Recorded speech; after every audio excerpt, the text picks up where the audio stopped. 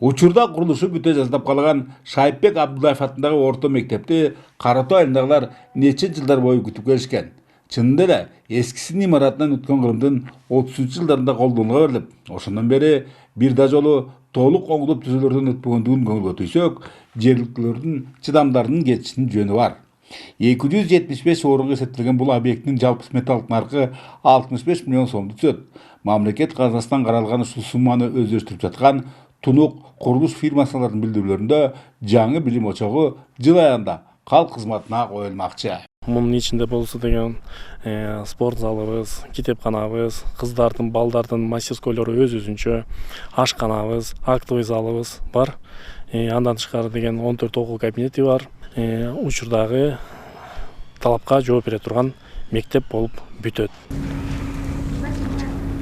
Ал эми жаңыдан гана дубалдары тургузула баштаган Кара Суу айылындагы Шапак Рысмендиев атындагы орто мектептин келерки жылы пайдаланууга берилери болжолдолунууда.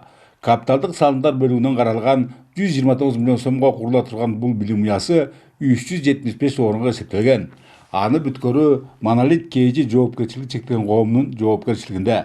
Эске салсак, аталган калктуу пункттагы мектеп өрттөнүп кеткендиктен 600дөн ашык балдар кыздар ушул кезде 3 нөөбөттө окууга караасыз.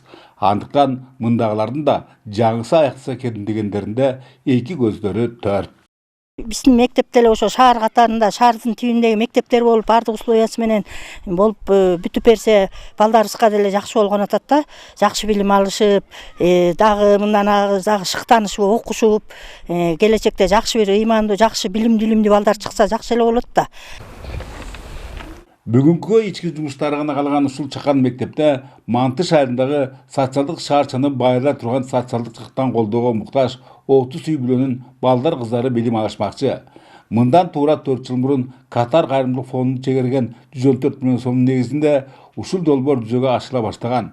Мында жетим жесирлер, ден соолунан мүмкүнчүлүгү чектелгендер үчүн бардык шарттары бар 30 турак жайынын, бирден бала бакча менен мектептин жана бир кийим тигүү цехинин курулуштары аяктоо алдында. Эгер иш ыргагы ушусунан жазбаса, жаз айларында Кара Суу айыл аймагы дагы бир жаңы конуш менен толукталмакчы.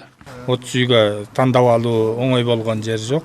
Бул жерде азыр биздин эле айыл өкмөтүнүн ичинен 48 арыз келип түшкөн. 48 арыздын ичинен биз 15ти тандап алышыбыз керек. Ал эми 15 болсо райондогу башка айыл өкмөттөрдөн келиш керек эле.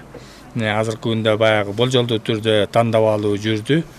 Социалдык муктаждыктар четинен канааттандырылып жатканынан Нарын облусунда көйгөйлөр жетишерлик жана телегейди тегиз кылып жиберүүгө баардан мурда ири суммадагы каражат талап кылынат.